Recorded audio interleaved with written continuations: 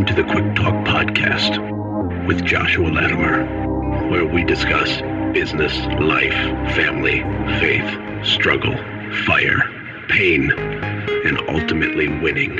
It's time to take massive action. Look, I can't work harder on your life or business than you do. It's ultimately all on you. You know, God created all the food the birds would ever need, but he doesn't put it in their nest. You've got to go get it. 10 out of 10 people die. So how about doing something today that actually matters while you still can?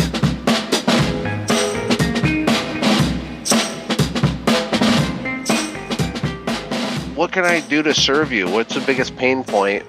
Where are you lacking clarity? What should we talk about? Honestly, I was mainly just calling to make sure I'm on the right path with everything. I had an employee about probably 3 months ago who lasted, about a month before he found another job. He was kind of in between jobs as a family friend. My guy I put him on full time and paying him, $600 a week salary, to keep him, a steady income for him going. And, so it's me and him going. I'm just making sure I'm on the right path with everything, anything I need to be doing, maybe. I don't know, maybe take the business part a little bit. Mm-hmm. Okay. What was the month that you broke away and actually did this? Can you remind me? What month was it? I think it was April. Okay. Did you have the full month of April? No, and I only did like one job, I think, in April. Okay, from the so you store had website. May, June, July, August, September, October, November, December. Okay. So that's what we're looking at. Okay. And did you have any written goals going into it, or were you just kind of nervously going into survival mode trying to just... Honestly, my main goal was to just enough to survive, and I really wanted a cargo trailer, and I wanted to wrap on my truck and my trailer just look real nice, you know what I mean? And I got that. So I feel like that was a goal I met. Do you have kids? Are you married? Yes, I'm married. I have a little 1.5-year-old girl. Awesome. Love it. Okay. All right. So the goal thing is a big deal. And so what we need to do is not just analyze what you did this year, but really set our sights on what needs to happen next year. So talk about some areas where you crushed it, and then tell me a couple things that you really felt completely inadequate at, whether it was sales or getting back with people or really being a leader to your employees or paperwork. What was an obvious area of your business that was just crappier than it should be, and what are you wanting to do next year in terms of growth and revenue? Let's see. I do a decent follow-up with SynGym. I set everybody on a sequence. And I started doing, with the gratitude effect, sending, my real good customers. I sent probably about 4 sets of brownies out, and I had a real good customer that referred somebody else, ended up being a couple $1,000 worth of job. Nice. I sent them the 5 cookie pack or the 10 cookie pack. As far as picking up the phone and calling, I'm not doing a good job at that. I haven't called anybody back. Do you avoid that because you don't like doing it? Yeah. Kind of. I wouldn't mind doing it if it worked. I just had trouble, like with my dad's business. When I picked up the phone and started calling people, it was a lot of, took 20 calls to, potentially book one job. And I don't know, I guess it's worth doing. But I don't know why. I feel like the repeat rate, I know it's hard because it's only been, around for 6 months.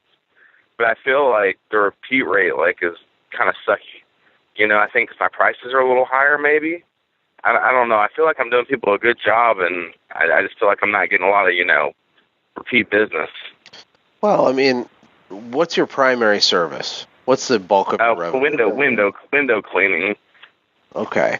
And out of every $100 that's made by your business, is 80% of it window cleaning or more, or is it 100%? No, I'd say 50%. I do. It's hard to tell because I do. Basically, my 2 bulks are window cleaning and pressure washing, and then gutter cleaning a little less. Yeah, house washing and driveways. Do you sell your services in a package, or do you sell? Yeah, I did.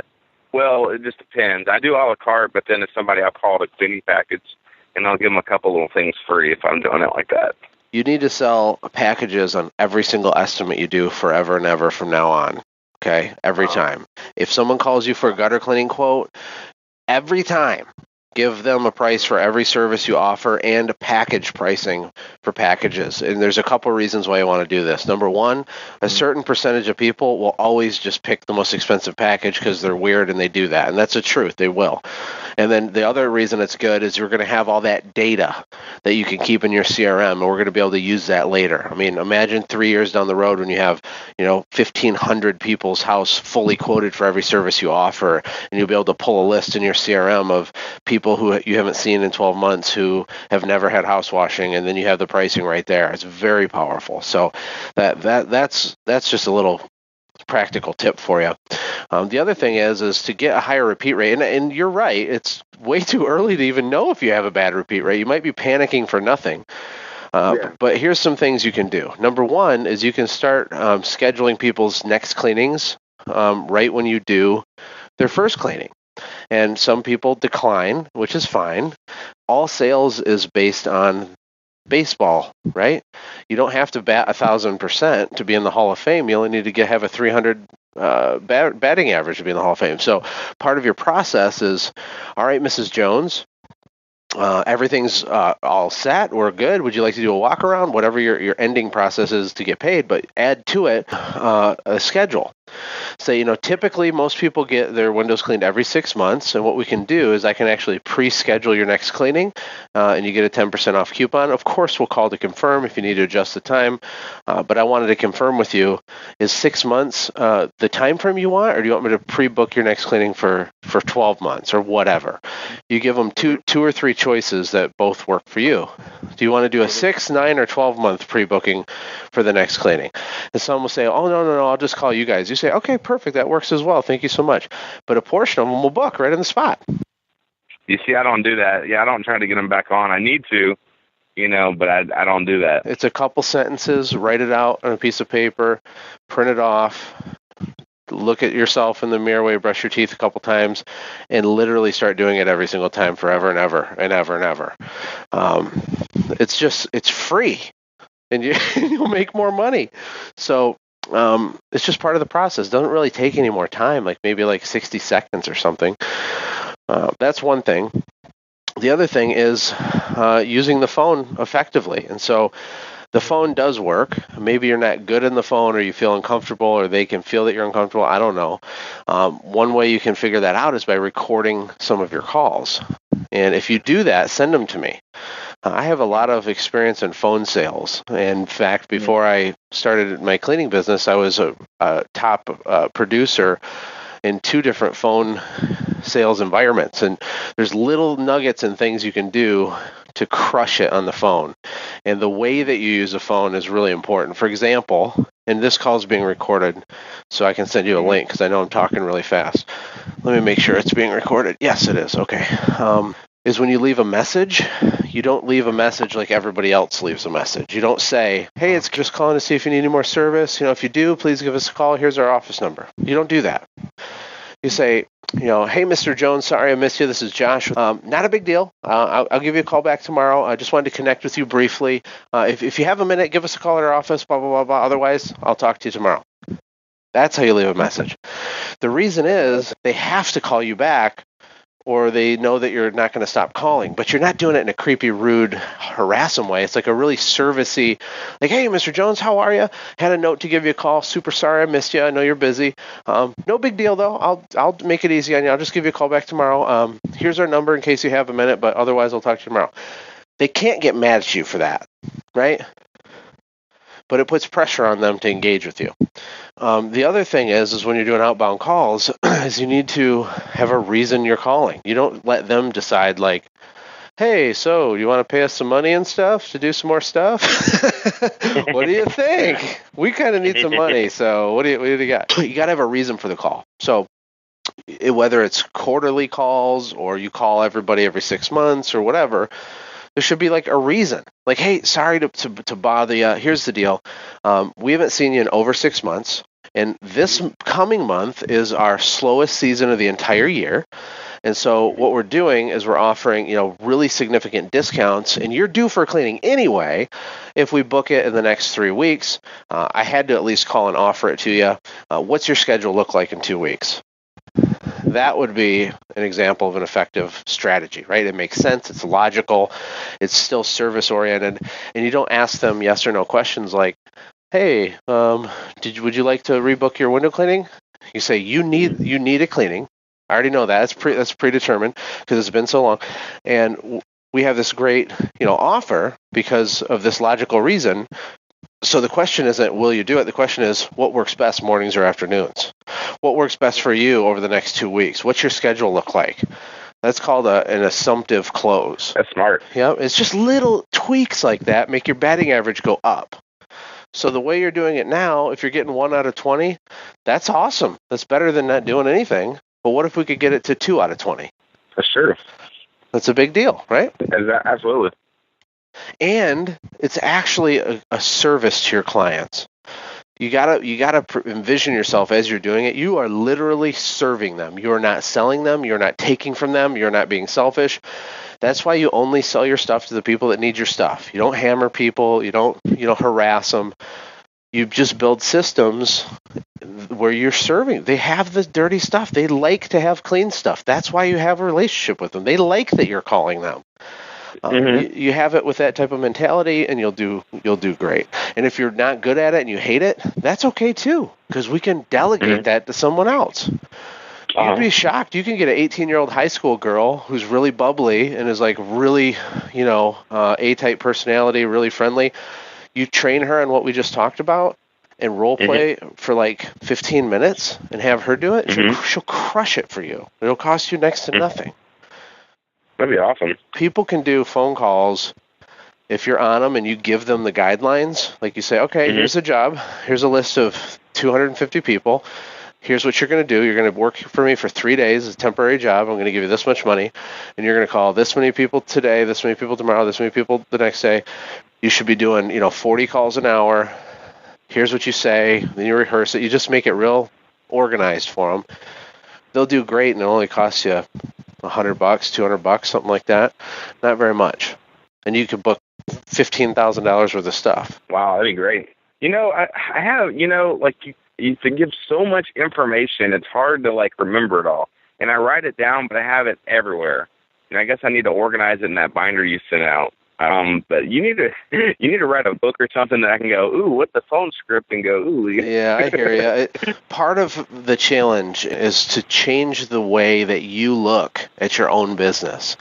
And the stuff, nothing I've said here today, in my opinion, is like magic fairy dust. It's not revolutionary. It's not like crazy. All we're really doing in this conversation is we're looking at stuff you're already doing, and we're making itty-bitty improvements in how we do it. And when you need to be that type of mindset needs to be who you are. That's what, if I could get something into your brain, even if I couldn't teach you any more tricks and tips, you would eventually figure these things out on your own if you had the mentality of, how do I answer the phone better? How do I make an outbound call better than other people do it? Because we don't mean to, but we do things like everyone does things. We're not creative. We're not intentional about it. We just do it. You want an estimate? Okay, I'll give you an estimate. That's what everybody does. And then you write it down and you give them the price and you think you're crushing it and you're a business owner. Well, you sort of. But then Josh comes along and I answer the phone in a weird way. It's way more fun to talk to Josh's company. And then I get the estimate to you quicker because I've already decided I'm going to have a policy of the 8-hour estimate or something. And then we get there and the literature is over the top. There's a picture of your house on the estimate sheet. I tell you all these other services you didn't even know you needed. Group it in packages. I use social proof and talk about how we do the local college and we do 72 of your neighbors, and I have all these scripts that are pre-thought out, and I talk to you about it, and my price is higher than your price, right? We get the job, and it leaves the other guy confused. But it's not magic fairy dust. It's attention to the little things, attention to the way that you do the things you do in your business. I'm sorry, I'm soaking it all in. No, it's good. And you'll be able to listen back. Yeah. Business is hard. It's hard. But just try to be careful of confusing effort with productivity. It's highly productive to spend an hour listening even back to a call like this and writing stuff down into a mind map and building some scripts and some systems. It doesn't feel like you're doing anything when you work on this stuff. It feels like gross and boring, and you're like want to run, right? And I feel that way when I do it. Okay, I don't like have fun and have a party when I have a Word doc opened up. It's horrible. But you have to be disciplined enough to know the truth, and the truth is that is the most productive multiplying effect thing ever for your business. Whenever you do that for one little area of your business, it's going to give you a reward for years and years and years, and it'll make you $1 over and over and over again, because for that one 30-minute period, you were disciplined enough to sit down and build an imperfect, organized system and just get it done, right? The problem is people don't do it. Instead, you run estimates all day, and you run around and do flyers, and you'll send gyms, and then you'll do your bookkeeping, and then you'll talk to your employee, and then you're tired and you go to bed. And the next day you do that again, and the next day you do that again, and the next day you do that again. And there's no space in your schedule to even think clearly about all this stuff that we're talking about. You got to get in control of your time. And you could even do an hour a week really being creatively thinking about these things and crush every competitor in your area. An hour a week. It'd be awesome. It will be awesome because you're going to do it. But you need to determine when that is. It should be Tuesdays at 11:15 to 12:15, or it should be Thursdays at 5 p.m. to 6 p.m. Your email gets shut off, your phone gets shut off, your everything shut off. You have paper and pencil in front of you, and you say, what part of my business sucks right now? And then you write it on paper, and you say, how do I currently do it? And you kind of scribble down how you currently do it. And then you pretend that I'm sitting next to you, and you start writing down, what would Josh say to make this way cooler, better, faster, more efficient, right? And you write it down. Do that for an hour a week, and after a few months, your business is going to be just cool. Exactly. I know it's something everybody has trouble with, but it's just, I feel like, exactly like you said, it feels like, I don't know if you agree with this, but it feels like the beginning of your business might be one of the harder parts is, digging out of, doing all the work, and, you're adding pieces. And I've heard you say that a lot. You're basically, you're wearing all the hats at first, and then you're, delegating, getting people to, fill in all those spots. Does it feel like the beginning is sort of harder than later on, or does it just keep getting, harder, or, feel as hard? Because it feels like all the stuff you talk about, I want to have time to do it. And I want to be able to do this, but it's like I'm just, like you said, I'm so busy doing everything else. It just takes time to add the different pieces to be able to free up some time to do it. You know what I mean? Yeah, I hear you, and I know what you're saying. Let's say that you're extremely morbidly obese, and you weigh 400 pounds, okay? And you know that you're sick, and you know that you're going to die young, because you will die young if you weigh 400 pounds. And you know it. And so you don't have an information problem. You have more of a motivation and a behavior problem, right? And so part of the reason people don't just draw a line in the sand and say, screw it, I'm going to work on my business for 2 hours every Monday and 2 hours every Friday. The reason they don't do that is a combination of feeling overwhelmed by it, mixed with a lack of clarity. Like, where do I start? Like, there's been times when I work on systems where I'll stare at my computer screen for like 15 minutes and just feel like an idiot because I don't even know what to put down because I don't have clarity. I'm not clear, right? So, yes, it's hard in the beginning, just like it's hard for that obese person to go to the gym for the first time, okay? It's hard. But what happens is you get in shape, and it's not perfect, and it's ugly, and you still eat a donut, and you still mess up. But if you're committed to the lifestyle change, if you're serious, and you go to the gym, or you do your systems an hour a week or 2 hours a week, what'll happen is you're going to build up some endurance. It'll get a little easier, right? But then you're going to realize, okay, now I just got all this extra skin. I'm not actually ripped, but I'm not morbidly obese anymore. I want to go to the next level. And so when you want to go to the next level, you realize that is just as hard as it was in the first time. But there's a difference. The difference is your level of confidence in yourself, your level of belief, right? Your ability to get yourself focused again. And so, having a $500,000 business or $1 million business can be very hard, but it's a different kind of hard. It's hard in the way that a bodybuilder works his guts out and wants to throw up because he pushes himself so hard. Now, he's already in shape, but he's still pushing himself hard. So it's still hard, quote unquote, but the mentality is totally different. to the person going to the gym for the first day. Does that make sense? Yeah, exactly. Yeah. So here's the answer. You have to get good at setting and accomplishing goals. That's it. That's it. That's it. And guess what? You shouldn't have more than 1 or 2 at the most significant goals per quarter at the most. Mm-hmm. Because you're just one person. I mean, you can't conquer the world in 5 minutes.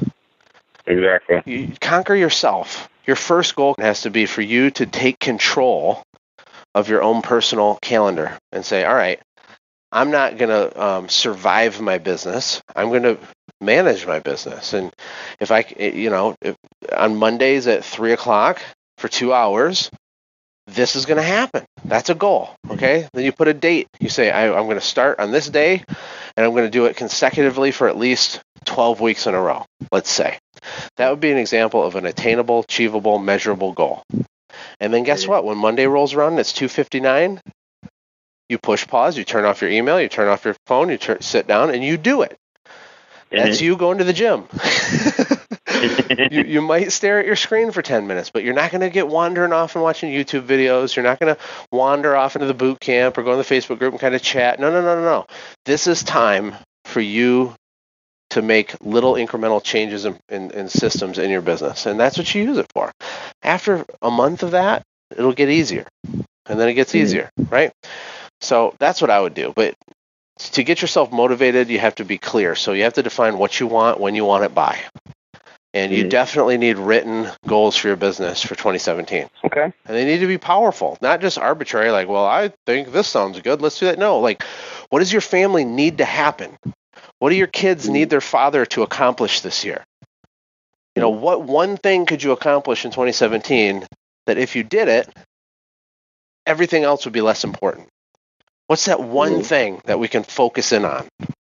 And then we build our whole business plan and your whole calendar around that singular target. Mm-hmm. I think you're writing it down such a big deal because you have so many goals bouncing around in your head. It's so hard to get intentional whenever you don't write it down and focus on one thing or a couple things. Well, they're not even goals; they're dreams. Yeah. See, there's a huge difference. A goal has to have a date. That's the difference between a dream and a goal. It has to have a date. You also have to have accountability. You have a lot of freedom owning your own business. So do I. Every Thursday, which is today, I had my mastermind meeting. I've been in it for almost 18 months. Every single week, I meet with other high-level business people to hold ourselves accountable. We set weekly goals. If we don't hit them, there's a punishment. And I don't have to do that. I do it to myself. Because you have to have accountability and you have to have written sprint-based goals to achieve things. If you can master the art of setting and accomplishing goals, you can have anything you want in the world. I swear, every time I talk to you, I'm all like, oh, yeah, okay. I promise you, I'm excited. The main reason, I called, I was just making sure I'm on track, because like I said, it feels like I wanted to start this business with everything you taught and doing it the right way, from the get-go. And it feels like lately I've been so busy, I haven't been implementing a lot of stuff, like upselling, for instance. We're on a job, and I'm so freaking tired. We got 2 other jobs a day. I don't feel like upselling and having time to do it. You know what I mean? Oh, yeah. And that's what I'm having trouble with. It's like, how am I going to... Only upsell things that are big enough to justify an additional appointment, and you won't have that problem anymore. Yeah, that's a good idea. Don't even do it like that, okay? Because when you get employees, they're not going to want to do it for the same reason. Upsell systems don't work because when you make an upsell, it's like punching your own self in the face. It's like 6 p.m. and you're like, oh, they totally need their deck washed. Oh, okay, let's punch myself in the face and spend another 2 hours here. Nobody wants to do that. And then you're going to turn around and get mad at your employees for not doing it when you yourself don't even want to do it. And I did that. That's why I know this stuff. So upsells are not selling a $10 bathroom mirror cleaning. Okay, upsells are things that are a couple $100 or more. They're things that justify an additional appointment. You upsell those, you put it on the calendar, and then you go back and do it. It's still awesome for your business. It's still great, and you can actually get your employees, when you have more of them, to rally behind something like that. That's cool. I do, while we still have time, I don't want to hold you up too long. I know you're freaking busy, especially around Christmas time. I'm not too busy to talk to you. I'm here for you. What do you got? Yeah. Okay, so marketing-wise, I feel like we talked last time. You really inspired me to do a lot of mail-outs, postcards and stuff like that. So I was doing pretty good with it. But, when we talked last time, you said that, you do something like postcards, you can really kind of like, I want to do, 20,000 in business. I just send double the postcards, right, because you know your percentage. But it's all over the place how when I've been sending them out, it's the return on it's not real, clear. And I don't know what I possibly could be doing wrong with it. I'm setting them up just like, what's his name in New York, Chris? Yeah, Chris Lamborghini. Resource. Mm-hmm. Yeah, he had that book about marketing. Yeah, and I send out the postcards just like he said in there. Yeah, it's a very good book. Really good, by the way, because it was a digital version. And all of a sudden, out of nowhere, he goes, "Oh, well, since you were the early ones, I have a print version." He just mailed it to us. I thought that was pretty cool. That is cool. He's great, man. And that book is he's really detail oriented. And when I saw it, I'm like, are you serious? Like, you know how much time it took for him to even make that thing? Man. Oh God, yeah, that's ridiculous. He's a sharp cookie. So let's talk about the direct mail then, okay? Because you've only been in business for like 5 seconds, first of all. Mm-hmm. And one of the big things about direct mail is knowing when to mail, right? So not all months are created equal. The other thing, so you have different elements. You have who are you sending it to? That's a whole topic we should talk about. Then you have what are you sending them? The copy, the color, the offer, right? That's a whole giant thing to break down.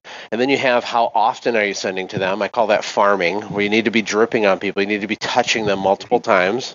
I'm definitely doing that. Okay, I'm sending it to the one area for 4 months in a row, and same houses 4 months in a row.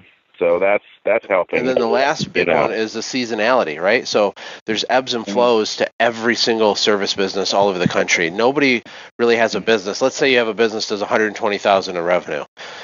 That doesn't mean you make $10,000 a month for 12 months, usually, especially if it's residential, okay? What's going to happen is you're going to have little ups and little downs and then big ups and then big downs. And your mailers need to understand when those ups and downs are, right? There's certain times of the year when people walk out and it's spring and there's a season change, there's a psychological change, people are ready, and then they get your card. There's a totally different response elicited from that than when you're hitting them maybe when they're really stressed out and they got to get their kids' school clothes shopping and they're doing whatever and they're just not even thinking about their house. And so that's really important as well. So should you just find those times or just maybe make notes of like, well, you kind of know them intuitively to some degree. You can also find them by talking to other more established companies in your area and saying, look, what does the ebb and flow of your season look like? For me, it seems like April and May are the busiest, for example, or whatever. What is your experience? Try to figure out when the pop is, and then time your mailers, making sure they're going to the right people with the right message and the right offer at that time, and you'll have better results. You don't have to mail continuously. Chris didn't do it, necessarily continuously. He's done it all over the years, but he would have a sequence. He knew when to drop them. He knew what zip code got what offer. They were highly personalized cards. He had a whole team of people behind it. I think they sent 1 million pieces of mail one year when he was doing it. Wow. They had it down, but I'll tell you, it takes a lot of money and time and patience to really perfect what you're doing. The other thing is, because you are doing it the right way, the next round, like next year, you're going to get a little tiny itty bitty bump because people are going to remember in their brain that there's this Atlantis window, and then they're going to see your truck when you're getting gas, and then they're going to see your yard sign at their neighbors, and all of those components are part of the larger picture of what direct mail can do for you. Gotcha. And so you got to stick with it. I'm not saying throw good money at a bad strategy. I'm not saying that, but I'm saying if you're having enough results to keep going, then keep going. Keep drilling down on the messaging, the copy. When did you get the best response rates? What months were they? How big were the jobs? What kind of houses were the ones that actually called? Start refining who you're sending to. Those little improvements will make a huge difference. That's cool. Yeah, it just takes time. I think you're right about it being, such a young business, but I'm still trying to do it, right off the get-go. You know what I mean? So I'm kind of all over the place at the end of the year right now. You want to have it all right as fast as possible. Everybody wants that. That's okay. Just slow down, be methodical, try to enjoy the ride a little bit. you are doing the right things. Don't forget to celebrate what you've accomplished. I mean, you had a $10,000 month already, and you just started 2 seconds ago. That's a big deal.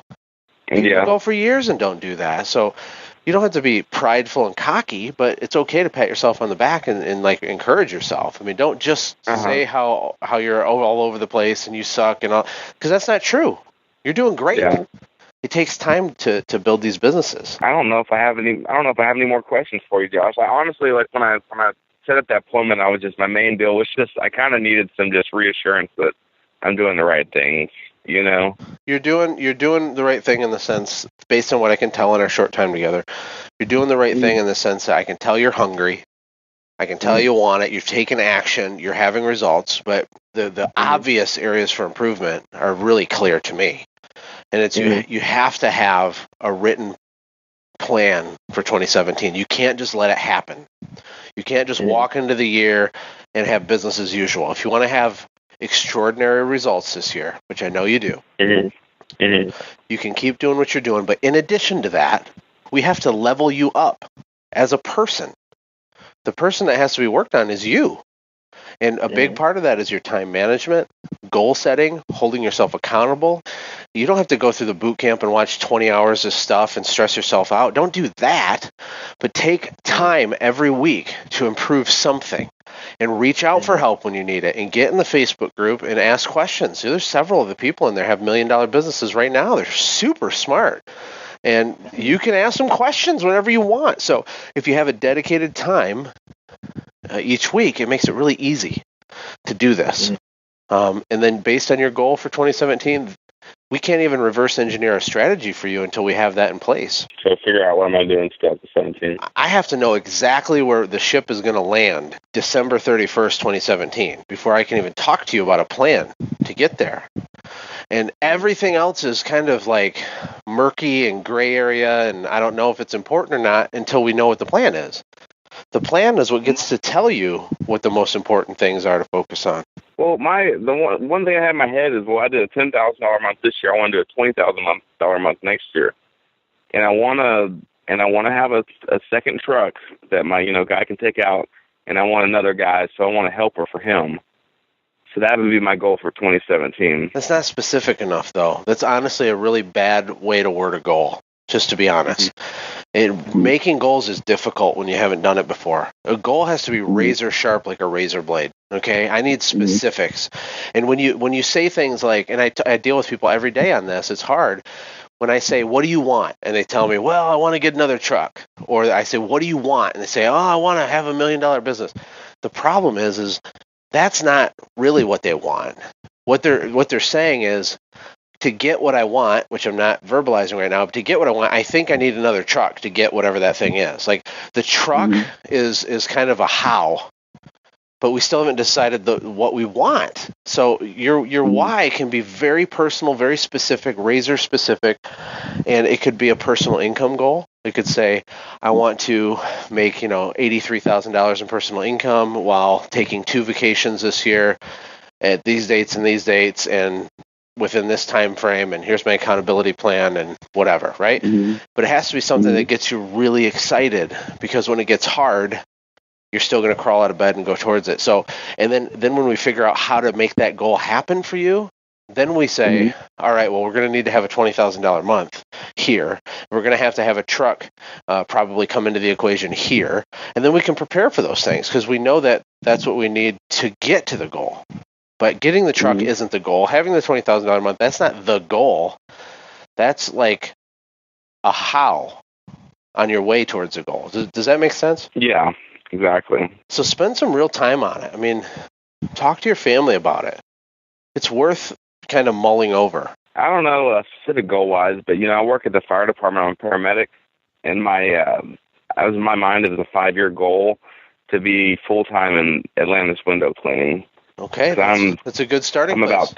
I'm about tired of, people in the ambulance, Well, then what we got to do is define exactly what your business would have to look like exactly for that to be a reality for you, okay? And then we're going to make a 12-month goal out of that 5-year goal. A 5-year goal is not going to help you very much. It's too long, too far away. We want to break it down into, at the most, a 12-month goal. And so it'll be, a step towards that bigger 5-year goal. Bite-sized So basically chunks. figure out how much I need to make in 2017. Right. For you to be on pace to hit your 5-year goal, what has to happen in 2017? That's what we got to find out. Because what if you can hit it and you don't need to have a $20,000 a month? Or you don't need a second truck. I mean, then we really were focused on the wrong thing, which didn't even help us get what really we ultimately want. That's true. The best plans are really simple. We want to keep it nice and clean and simple. I have another question. Sure. If right now I'm taking too much out of the business as far as money goes, but I need that to survive. As soon as, I got out of the business with my dad, he basically fired me as soon as I moved to like double the size of my house. So I had to scramble to make the money. So I need to take $3,000 to $4,000 a month out of the business. So I want to keep, I know it's too much now, but I keep thinking the more I grow, I'm going to keep taking the $3,000 to $4,000 and not increase it for a while so I can grow faster. Do you think it's a good idea, or you think, because I have to have that $4,000 a month now. Well, if you have to, you have to, and that's just a reality, and that's okay. But the more money really got in over my head with a bigger house, probably would be the best to sell it and downsize, but it's not going to happen. Well, not without your wife revolting, right? Yeah, exactly. You can't take away the awesome house now. I know. It's good that you're being honest and upfront with yourself about kind of that situation. And so what we got to do is put some boundaries in place so that you don't take more out. It's very hard sometimes for people to resist sucking their business dry. And your business growth is like a teeter-totter. And on the one side, you have money, and on the other side, you have scale, or how fast you can grow, right? And the more money you have, the faster you can scale, period. The less money you have, the slower you scale. It's just a reality. But I think you're okay with that. You have a 5-year plan to be full-time. That's a long time. We could accomplish that in 6 months if I came down to Texas and actually got involved with it. You think so? Oh, definitely. You think I could get? You think I could make $10,000 a month? Put in my pocket? Of course you can. Of course you can. In 6 months, really? Yes. What would be, so if that was my goal, what would be the strategy for that? Well, we got to reverse engineer. So if you need to make $10,000 in personal income, we got to figure out what the total monthly revenue is for you to make $10,000 in personal income. So for example, off the top of my head, okay, so this isn't perfect, but off the top of my head, if you're do you do roof cleaning too, by the way, or just windows and pressure cleaning? I'm about to get into it. I don't know if I want to though. I'm trying to get away from walking on roofs. We clean debris off roofs, but we do most of it from the ground with poles and brushes. Okay, forget I asked. The point is if you have $10,000 in personal income, you're going to want to probably have $40,000 in revenue, right? Because you're going to have to pay for middle managers, and you're going to have a whole team of people, right? So is it possible to build a business that does $40,000 in revenue? Well, yeah. All we do is take the $40,000, divide it by your average ticket, which is, I don't know, what do you say it is? Is it some months $330, some months $400. Let's use $400 just because it's a round number. Usually you want to use the lower number to be conservative, but so you need to have 100 customers a month hire you, right? Which is 25 customers a week. So now we have to figure out what is a really reliable lever we can pull on to typically get 100 new clients a week. We figure out what that is, and we figure out how much it costs, right? And we build in all those numbers. You figure out how many people you need to help you do it, and then you just start executing on it. Everything you've done to get what you have now, wouldn't you have more if you just did double of everything you already did, or triple? That's the way that it works. Yeah. I struggle with that. I just struggle with that a little bit because I look and I'm like, well, like say AdWords. I get a lot of my business from AdWords. I spend about $1,000 a month, but I guess because I'm only hitting, the Woodland, Spring, a couple areas around me. So I guess if I doubled that to increase to other areas, that would double it. Maybe. But not increasing the budget per se for that area, but increase it for, ad areas. Yeah, AdWords is tricky because it's so different for everybody. And luckily for you, you're in a humongous metroplex area with money everywhere and the gajillion people everywhere, right? So AdWords is something that can work for you. Typically, I teach people that the internet in general is a form of what I call reactive marketing, meaning it's really difficult to control how many deals you get from it. Like there's a ceiling. Like no matter what, you're never going to get more than 7 deals a month from AdWords or from Angie's List. Maybe you get 10 calls, but it's never going to be 112 calls. You know what I'm saying? So because you can't control the amount of deal flow produced from it, I don't really build those types of things into my primary marketing plans. But in your case, maybe you can. And you need to look at what you spent on AdWords and what the total revenue was and figure out that percentage, figure out how many customers you got, what the customer acquisition cost was, and then we could have that discussion and see. Because it's possible because you're in such a huge market. I'm not an AdWords expert at all, and I've never used AdWords to grow my business. But I know other people that do and do very well with it. So you were mainly postcards, right? We were heavy on, postcards and like door hangers and really boots on the ground type tactics early on. The last few years I had my company, we did hardly any direct mail because we couldn't keep up with our own growth. And the reason that happened was because I became obsessed with two things: my employee culture and my customer life cycle. Those were really the two things I racked my head around, is how can I make people fall in love with our business on a personal level where they really are like, these guys are cool. Like I enjoy them being in my home. Like I can't not tell people about them.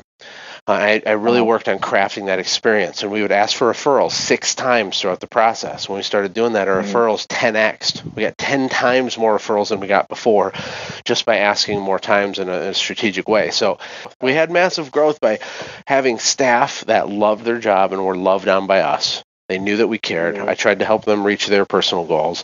If they had credit cards to pay off, we'd try to build a budget and help them get their credit cards paid off. If they wanted to buy a house, I'd coach them through on how to get qualified for a mortgage to buy a house. Whatever.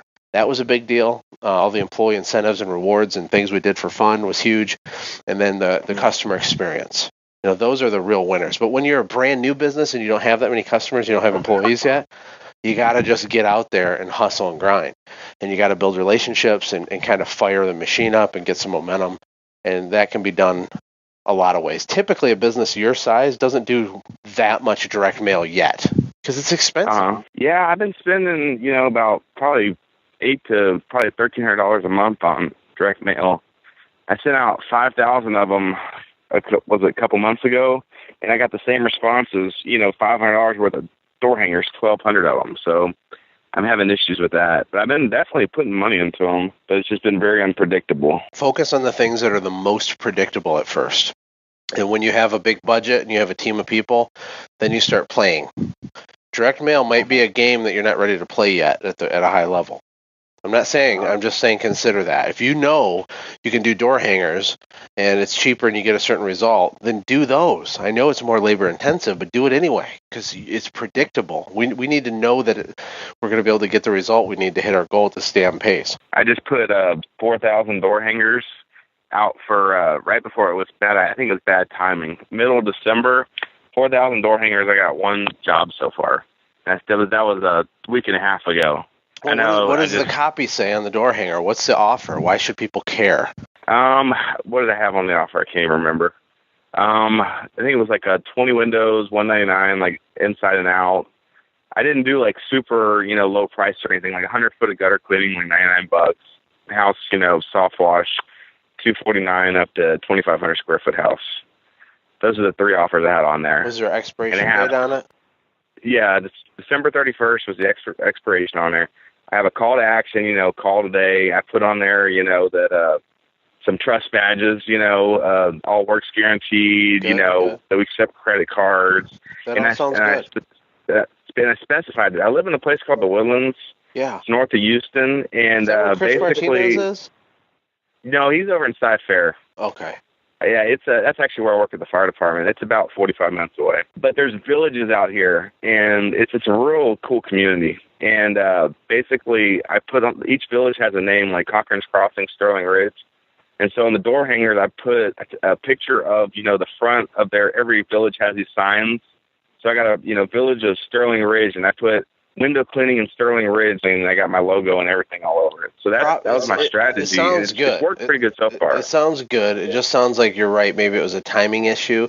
What I would do if I were you is double down on it and do another door hanger that says something like offer extended, due to the overwhelming response, we're extending the offer, something like that, because people probably just, with the stress of holidays and Christmas and stuff, they probably just figured, oh crap, I can't deal with this right now. And because you have an expiration date, they just think it's over. But I bet if you hit them again after things are settled down, they might be more inclined. So I wouldn't shy away from it. I would hit it harder and just be careful with the timing next time. That's what I would do. That's a good idea. Yeah, because I messed up because before I even started the business or anything, we had scheduled a cruise for December here. And it was during that week, and my guy basically, Drew, he ran the business for that week, and he passed out the door hangers while I was gone and stuff. So that's kind of a bad timing, I think, for everything. Well, that's okay. You got a really good head on your shoulders. I'm really impressed with what you've done so far. I'm nothing but optimistic for you. The market you're at, the experience you have, your understanding of things, you're very teachable. You're trying to put things that you're going to be fine. You're going to do great. Just get a hold on your time management so that you can not spend 5 years getting your goal. You can do it in 2 years. If you get a hold of changing yourself, becoming higher level, just as a person, a business leader, everything will start to come easier for you. But I don't see any looming terrible thing that's making me worried for you at all. Mm-hmm. Yeah, that's crazy what you're saying though about it possibly being 6 months. It's just math. It's just math, though. We're very emotional about things like this, so we think it feels impossible, but that doesn't mean it is. I mean, I'm not saying it would be easy. We'd have to build the plan out, and maybe it's 8 months. I don't know. Maybe you might not have enough cash in the business to do it that quick because you'd have to spend a lot of money to scale up that fast. But the point is decide what you want, and then figure out how to get there just using math. And all of it's taught in the boot camp, how to reverse engineer the plan, figure out your ebbs and flows of your season, build the month-over-month revenue chart, and then find your average ticket, find out how many new customers you need per month and per week, and then figure out what lever you can pull to spit out a customer, and how much did the lever cost, and all that stuff. It's coming together for you. It's a little mumbled in your brain, but you're gonna get it, and it's gonna fall into place, and it's gonna work. Okay, so January's coming up. I've been going for 6 months or so. What, as far as, and it's, I guess this would be the perfect time to pick up the phone and get people on the schedule for January in the last 6 months or so. Maybe you might have a timing issue, kind of like what you did before. I don't know about that, but it's always a good time to pick up the phone. It is. You need to be on the phone connecting with people. Just make sure that when you do pick up the phone, you have the right mindset, like we talked about in the beginning of our call. How do I do this better? How do I make this more valuable to the client? How do I make them feel more comfortable? How do I get more results, right? And be really intentional about how you do everything that you do. Intentionality. I got to remember that. Hey, thanks for hanging out, friends. And from all of us here at the Quick Talk Podcast team, we hope you loved today's show. We hope that you were inspired to become a doer and not just a listener. Apply what you've heard today in your own business and watch things change for the better. Lastly, remember that all the money in the world can't save your soul. Seek first the kingdom of God, my friends. We'll see you next time. For more information about the Quick Talk Podcast or Joshua's other businesses, visit our website, quicktalkpodcast.com. Have a blessed day.